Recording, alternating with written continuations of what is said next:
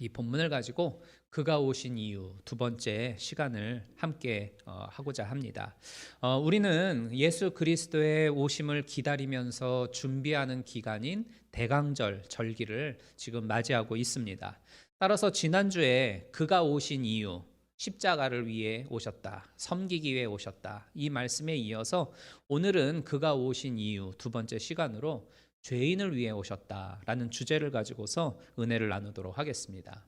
그 일전에 한국에 이제 제가 살고 있었을 때에 롯데리아에서 햄버거를 먹으려고 간 적이 있습니다. 카운터 앞에 서서 줄을 기다리고 있었는데 제 뒤에 서 있던 아주머니가 자기 아들한테 주방에서 일하는 분을 이렇게 손가락질하면서 너 공부 열심히 안 하면 저 사람 된다, 이렇게 이야기를 하는 거예요. 제가 그 사람 앞에 서는 거 별로 좋아하지 아니하고 좀 소심한 성격이에요. 그래서 나서는 걸 좋지 않게 보는데 이런 소리를 들으니까 갑자기 화가 확 치밀어 오르는 거예요. 가만히 있을 수 없었죠. 그래서 뒤를 휙 돌아다 보면서 아줌마, 저분이 계시기 때문에 그 덕분에 아줌마가 햄버거 먹을 수 있는 거예요. 그리고 애한테 그렇게 말하고 가르치면 그게 애한테 정말로 좋을까요? 그랬더니 이 아주머니가 아유, 제가 죄송합니다, 이렇게 했을까요? 아니죠. 네가 뭔데 나서냐고 하면서 저한테 막 뜯어먹을 것처럼 덤벼드는 거예요. 세상에서 제일 재미있는 게 뭡니까? 싸움 구경이죠. 뭔가 이제 이 싸우는 것 같으니까 주변에 사람들이 막 모여요. 순간 제가 이렇게 막 그 부담스럽고 쫄아가지고 그냥 나와버렸던 적이 있어요. 여러분, 사람들은 누군가를 바라볼 때에 저 사람이 사회 속에서 어떤 존재로 자리매김을 하고 있는가, 이거를 따져가면서 그 자리에 따라 가치를 매기고 그 사람을 대우하려고 하는 경향이 있습니다. 어떤 부서의 총괄 리더다 그러면 와 하면서 그 사람한테 어떻게 가까이든 붙어보려고 애를 쓰고, 말단이다 그러면 에이 하면서 별 볼 일 없이 대하죠. 그 칼빈이 쓴 기독교 강요라고 하는 책을 보면 소명과 직업이라고 하는 편이 있어요. 그 부분을 보면 하나님께서 사람들을 각자의 직업으로 불러주셨다. 그리고 그 직업은 각자가 가지고 있는 달란트대로 하나님이 맡겨주셨다. 따라서 그 직업은 하나님이 불러주신 사명이고 그 사명을 따라 감사히 여기면서 그 직업 속에 최선을 다하는 것이 하나님이 기뻐하시는 것이고 하나님이 그 자리에 우리를 부르신 부르심의 이유다, 이렇게 설명하는 걸 보게 돼요. 따라서 우리가 세상에 나아가서 어떤 직업을 가지고 그 속에서 섬기든 간에 그 직업이 바로 하나님이 나를 부르신 사명이고 나의 가지고 있는 달란트와 은사대로 하나님이 그 자리에 심어 놓으신 것임을 우리가 기억하고 그 속에서 열심을 다하면서 아름다운 덕을 선전하고 하나님의 기쁨이 되어지는 우리들이 되기를 주님의 이름으로 축복합니다. 그런데 사람들은 가지고 있는 그 직업, 또 그 직업에서 어떠한 위치에 있느냐에 따라 구별을 하고 그거에 따라서 그 사람의 가치를 매기고 대우를 하려고 하는 경향이 있다는 거죠. 그릇된 것이죠. 이 이외에도 그 사람이 연봉이 어떻게 되냐, 이거를 따져대고 가지고 있는 재산은 도대체 얼마나 되냐, 이런 거에 따라서 분류를 해가지고 그 사람에게 내가 가까이 다가갈 건지, 아니면은 뭐 대충 대해도 되는 존재인지, 아니면은 멀리 해버려야 할 그러한 존재인지를 판단하는 게 바로 우리들이라는 겁니다. 그러나 하나님은 다르죠. 하나님은 우리가 어떠한 위치에서 무슨 일을 하고 있고 얼마를 소유하고 있든지 간에 상관치 아니하시고 차별치 아니하십니다. 하나님은 사람을 있는 모습 그대로 사랑하세요. 왜냐하면 사람만이 유일하게 하나님의 형상을 가지고 있는 존재이기 때문이에요. 그래서 오직 하나님의 관심은 딱 하나입니다. 하나님의 형상을 가지고 있는 인간 모두가 구원을 받아서 하나님의 백성이 되는 것. 하나님의 관심은 오직 이것뿐이에요. 디모데전서 2장 4절에 보면 하나님은 모든 사람이 구원을 얻기를 바라시고 진리를 아는 데에 이르기를 원하시느니라 라고 하는 이 말씀처럼 하나님은 바로 이 원하심을 이루고자 이 세상 가운데에 독생자 예수 그리스도를 보내주신 겁니다.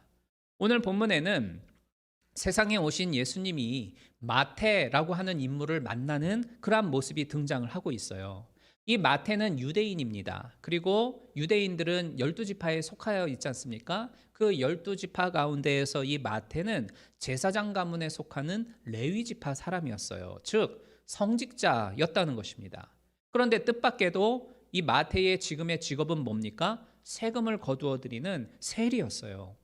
그 당시 유대인들은 로마의 지배를 받고 있었습니다. 그리고 이 로마 정부는 유대인들한테 막대한 세금을 부과했어요.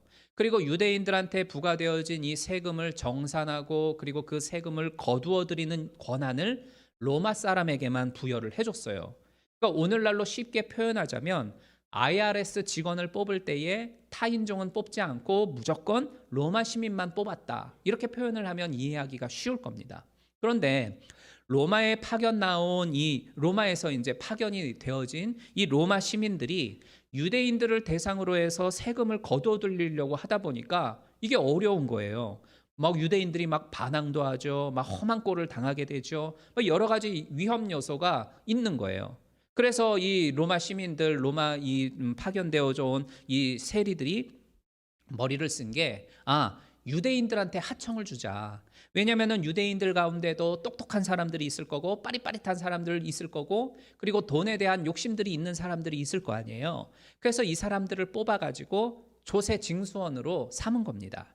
이랬기 때문에 성경에 등장하고 있는 세리들은 대부분 어떤 사람들이냐면 로마 사람들한테 고용되어진 유대인 세리들이 대다수였어요. 이 로마인들은 이 로마 정부는 유대인들한테 이제 세금을 부과할 때에 뭐 한 달에 10만 불만 너네들이 거두어들이고 나머지는 너가 다 가져 이랬어요. 그러니까 로마인들이 이 유대인들 사람들한테 이제 따로 월급은 주지 아니하고 쉽게 말하면 그냥 할당된 세금만 너네들이 거두면 나머지는 너 그냥 가져 이런 식으로 운영이 되어졌다는 거죠.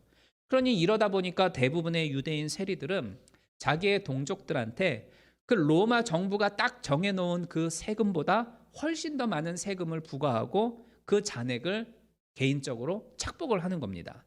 그러니까 바로 이런 이유 때문에 유대인들은 세리라고 하는 걸 존재 자체를 싫어했어요. 막 미워하면서 죄인 취급했던 거죠. 로마의 앞잡이 노릇한다고 하면서 옛날에 왜 우리 그 한국의 일제 시대 때는 그죠? 막 친일파 나쁜 놈이다 막 이러면서 막 손가락질했던 것처럼 로마의 앞잡이 노릇한다는 그러한 관점으로 민족의 배신자들이라고 막 취급을 하고 자기 배불리겠다고 동족들의 고요를 빨아먹는 아주 파렴치한 인간이라고 하면서 막 손가락질을 해댔죠. 그래서 성경에 등장하고 있는 세리들은 대부분 다 무조건 죄인 취급하면서 죄인으로 등장을 하고 있는 겁니다. 오늘 본문에 등장하고 있는 이 마태도 역시 세리로서 이 마태는 갈릴리 바다의 그 북쪽 지역에 위치하고 있는 그곳에서 이제 그 무역을 하고자 왔다 갔다 하는 그 배들이 있잖아요. 이 배들한테 세금을 매기고 거기에서 나오는 어떤 그 이익금을 취하여 살아가는 그런 유대인 세리였어요. 아마도 마태의 마음은 편하지 못했을 겁니다. 비록 그렇게 하면서 자기는 물질적인 어떤 부유함을 누릴 수는 있었겠지만 다른 사람들로부터 맨날 저 배신자, 죄인 뭐 이런 취급을 받으면서 하루하루를 살아야 했기 때문에 그 마음은 막 여러 가지 수치심으로 얼룩져 있었을 거고 깊은 어떤 그 거절감으로 인한 상처가 마음 가운데 있었을 거예요. 게다가 그는 레위 지파지 않습니까? 그러니까 하나님과 하나님의 백성들을 섬겨야 하는 제사장 집안의 출신인데 누구보다 율법을 잘 알고 있었을 거 아니겠어요? 그 율법에 해당되어지는 신명기를 보면 신명기에 이런 말씀이 나와요. 창기에 번 돈과 개 같은 자의 소득은 아무 서원하는 일로든지 내 하나님 여호와의 전에 가져오지 말아라. 이 둘은 다 너의 하나님 여호와 앞에서 가증한 것들이다. 이렇게 말씀을 해요. 그러니까 이 구절에서 말씀하고 있는 개 같은 자의 소득이라고 하는데 그 당시에 통념에 의할 때에 이 개 같은 자의 소득이라고 하는 건 세리들이 벌어들이는 소득처럼 이렇게 간주를 했거든요. 그래서 이 세리들은요 성전에 들어가서 예배를 드리는 것조차 금지되어져 있었어요. 쉽게 말하면 세리는 오늘날로 치면 교회에 나와서 예배 드리는 게 금지되어 있었다는 겁니다. 게다가 이 마태는 제사장이잖아요. 하나님을 섬기고 교회에 나아가서 예배를 인도해야 할 그런 나인데 세금을 부과하고 착취하는 자기의 현재의 모습을 보면서 얼마나 고통스러웠겠습니까? 그러니까 남모르게 가지고 있는 그 죄책감 때문에 그리고 내면의 갈등 때문에 정말 이 마태는 괴롭게 살았을 거예요.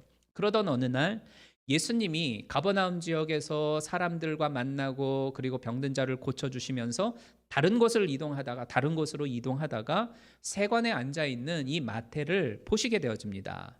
그리고 예수님은 그 마태를 바라보면서 그 내면 속에 있는 마태가 가지고 있는 죄책감과 그 갈등들을 뚫어다 보셨죠. 그리고 그를 부르셨습니다. 나를 쫓으라, 나를 쫓으라.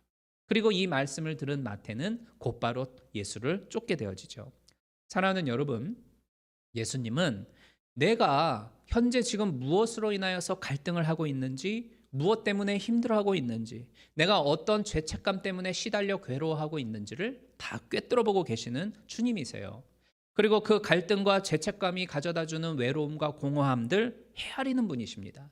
시편 139편 1절부터 4절 말씀에서 보면 여호와여 주께서 나를 감찰하시고 나를 아셨나이다. 주께서는 나의 앉고 일어섬을 아시고 멀리서도 나의 생각을 통촉하시오니 나의 길과 눕는 것을 감찰하시고 나의 모든 행위를 익히 아시오며 나의 혀에서 나오는 모든 말들을 헤아려 알고 계십니다. 라고 하는 그러한 말씀이 나옵니다.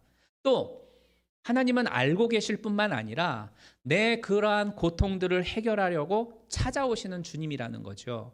마태를 찾아오셔서 나를 쫓으라 라고 말씀하시고 그를 제자로 삼아주셨던 것처럼 지금도 친히 나를 찾아와 주시고 나를 불러주시면서 나를 온전한 하나님의 사람으로 세워가시는 줄로 믿습니다. 그 음성을 듣고 주님을 향하여 달려나아가기를 주님의 이름으로 축복합니다. 오늘 본문에서 예수님이 이 세리 마태를 부르시는 사건은 오늘 이 마태복음에서뿐만 아니라 마가복음과 누가복음에도 동일하게 등장을 하고 있어요. 그런데 좀 차이점이 있습니다.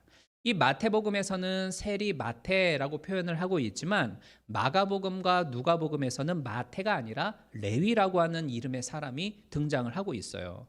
그러면 이 레위와 마태는 다른 사람이냐? 아닙니다. 동일한 사람이에요. 똑같은 사람이에요. 마태의 이름은 본래 레위였어요. 그러니까 레위가 그의 진짜 이름이라는 거죠. 그러니까 오늘 이 예수님을 만나고 예수님의 부르심을 쫓아 나아가는 이 사건을 통해서 새로이 얻어들인 이름이 바로 마태였어요. 그러니까 우리가 흔히 그 세리마태 이렇게 부르지 않습니까? 그런데 세리 일대의 이름은 마태가 아니라 레위예요. 그러니까 우리가 세리마테라고 부를 것이 아니라 세리레위 이렇게 불러야 맞는 거예요. 그러니까 새로이 얻어들인 이름, 이 마태라고 하는 이름은 하나님의 선물이라고 하는 뜻을 가지고 있습니다. 하나님의 선물. 그런데 정말 이 마태는 그의 이름, 하나님의 선물이라고 하는 뜻처럼 기독교 역사 속에서 하나님의 선물과 같은 정말 소중한 존재예요. 왜냐하면 신약 성경에 있어서 제일 첫 번째 책이 뭡니까? 마태복음이죠. 이 마태복음을 쓴 저자가 바로 이 세리 레위였기 때문입니다. 만일 예수님이 세간에 앉아 있는 마태를 보면서 그 당시 다른 사람들이 가지고 있는 통념대로 어우 저 매국노 나쁜 놈의 새끼 동족의 피를 빨아먹는 정말로 어떤 진짜 쳐 죽여야 할 놈 막 이러면서 예수님도 똑같이 막 혀를 차면서 그냥 지나가 버리셨다라고 한다면 이 마태는 결코 하나님의 선물이 아니라 세리 레위로서 평생 그렇게 고통당하며 살아야만 했을 겁니다. 그러나 세상 사람들이 그렇게도 싫어하고 혐오하고 죄인처럼 취급했던 그 세리 레위를 예수님은 그의 제자로 불러주셨죠. 그리고 비록 그가 현재는 많은 사람들로부터 손가락질 당하고 비난당하고 있는 대상이지만 주님은 그를 변화시켜서 하나님 나라를 위해 특별히 쓰고자 하는 큰 비전을 가지고 계시고 그를 불러주셔서 하나님의 선물과 같은 존재로 만들어주셨던 것입니다. 예수님은 3년 내 공생애를 통해서 그와 함께하면서 이 세리 레위를 세리 마태, 하나님의 선물로 만들어주셨던 것이죠. 15세기 말에 그 프랑스의 플로렌스라고 하는 지역에서 조각 활동을 하였던 아고스티노 안토니오라고 하는 조각가가 있었습니다. 이 안토니오가 어느 날 이제 멋진 조각품을 하나 만들려고 구상을 하고 큰 대리석 덩어리 하나를 캐내어 가지고 가져왔는데 이 대리석 덩어리를 보면 볼수록 이게 막 형질도 별로 좋지도 않고 아무리 생각해봐도 별로 쓸모가 없는 것 같아 보여요. 그래서 이 돌을 그냥 버려버립니다. 그리고 이 돌은 40년 동안 그냥 방치되어지고 뭐 이끼도 끼고 뭐 온갖 이물질들이 다 묻어들게 되어지죠. 그러던 중에 한 조각가가 지나가다가 이 버려져 있는 이 대리석 덩어리를 보고 깊이 관심을 갖게 되어집니다. 그리고 그는 버려진 이 돌덩이에서 웅장한 예술 작품을 하나 보게 되어지죠. 그래서 이 돌을 끊임없이 깎아대고 다듬어대기 시작을 합니다. 이렇게 탄생한 게 역사상 최고의 조각상이라고 손꼽히는 다비드 상이었고, 이 조각가는 그 유명한 미켈란젤로였죠. 사랑하는 여러분, 주님은 저와 여러분들을 현재의 모습만을 보고 판단하는 분이 아니에요. 그러니까 예수님은 우리를 미래에 하나님의 나라를 위해서 특별하게 쓰임 받을 수 있는 귀한 존재로 바라보고 계시고, 지금도 변함없이 다듬어가고 계시면서 나를 만들어가고 계시는 위대한 조각가 되시는 줄로 믿습니다. 사람들은 누군가를 바라보면서 막 이렇게 비난을 합니다. 막 저래가지고 어디 절에서 예수 믿는 사람이라고 할 수 있겠냐고. 저 사람은 너무 비판적이고 맨날 돈밖에 모르는 인간이야. 그러나 하나님은 그런 사람을 선택해서 하나님의 선물 되는 인생으로 만들어 가시는 걸 기뻐하시는 하나님이라는 거죠. 그렇기 때문에 우리는 누군가를 바라보면서 막 비판하고 정죄하면서 막 저 쓸모없는 인간 저래 가지고 뭐 인간 노릇이나 하겠어? 이럴 것이 아니라 지금 저 사람의 미래를 위해서 하나님이 현재 다듬어가고 계신다, 깎아대고 계신다, 조각하고 계셔. 이런 관점으로 우리는 누군가를 볼 줄 알아야 한다라는 거죠. 그것이 바로 예수님께서 저와 여러분을 바라보고 있는 관점이기도 해요. 나의 가지고 있는 모난 부분들이 있고 여전히 못된 습관과 악한 모습들이 존재하고 있지만, 하나님은 나를 향한 큰 미래를 가지고 계시고 큰 꿈과 비전을 가지고 계셔서 나를 향하여 지금도 계속 깎아대고 계시고 나를 다듬어가고 계시잖아요. 나를 향하여서는 그렇게 선한 모습으로 좋은 관점으로 바라보면서 왜 남들한테는 나쁜 관점으로 바라보고 그들을 정죄하고 손가락질하냐 말이죠. 우리가 하나님의 관점을 바라보면서 저 사람을 향한 하나님의 큰 비전이 있음을 기억하고 그를 향하여 축복하고 기도할 줄 아는 우리 성도님들이 되기를 바랍니다. 그러할 때에 비록 현재의 원수 같은 존재가 미래에는 하나님이 나에게 주시는 좋은 선물들로 다가오게 될 줄로 믿습니다. 오늘 10절 말씀에서 보면 마태는 자기를 불러주신 이 예수님이 너무 고마워가지고 예수님과 제자들을 식사 자리에 초청을 해요.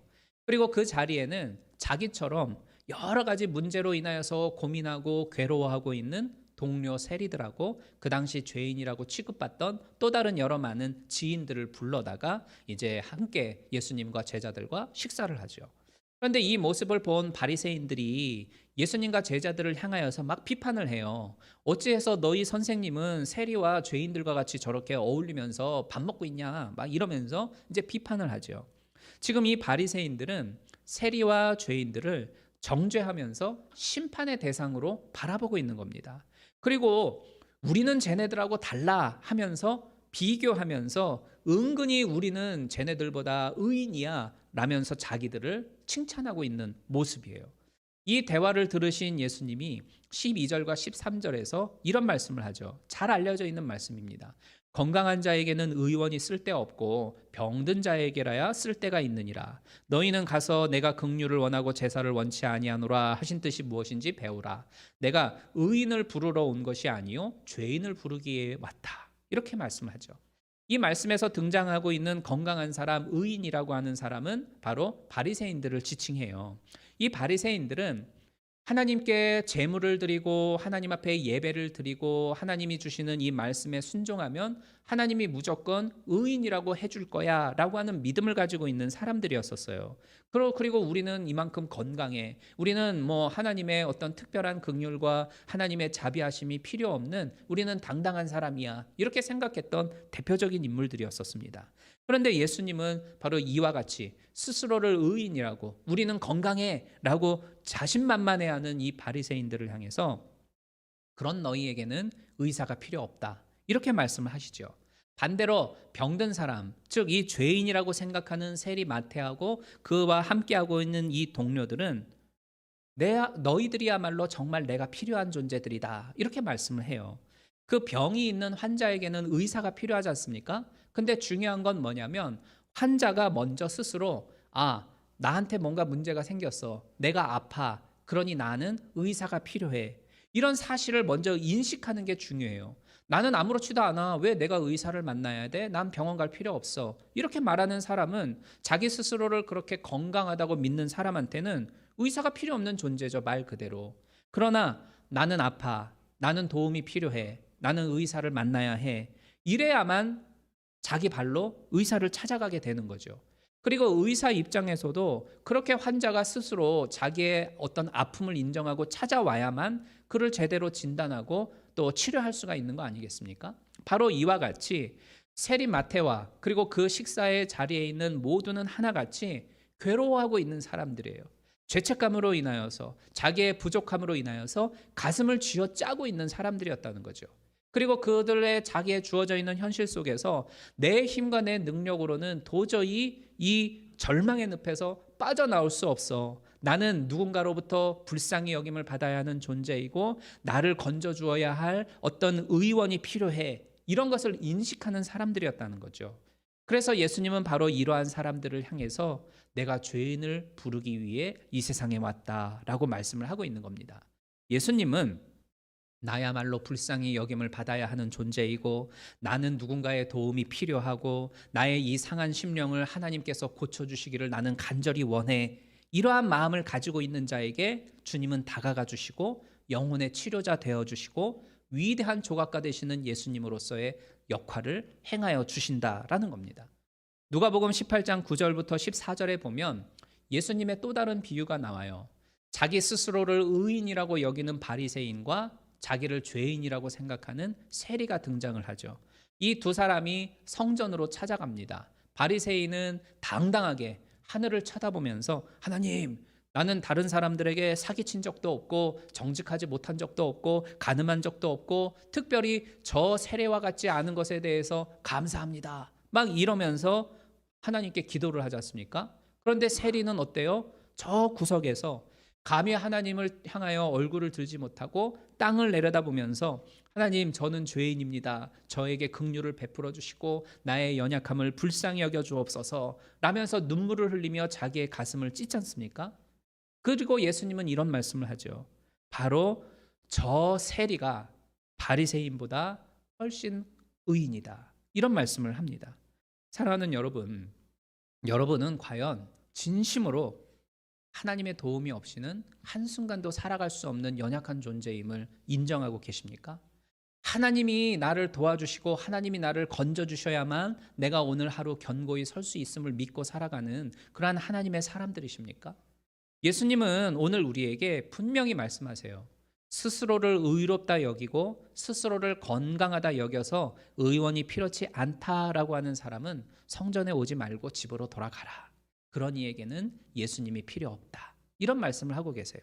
다만 주님, 나의 악함을 용서하여 주옵소서. 나의 이기적이고 나의 배타적인 이 못된 마음 됨됨이를 회개하오니 저에게 자비를 베풀어 주시옵소서. 하나님, 나를 불쌍히 여겨 주옵소서 하는 그 상한 심령으로 하늘의 소망을, 하나님의 긍휼을 바랄 때에 죄인을 위해 이 땅에 오신 예수님의 부르심을 바로 그 사람이 듣게 되어지는 것입니다.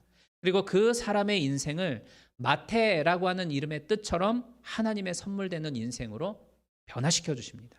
이러한 복 있는 인생이 다 되시기를 주님의 이름으로 축복합니다.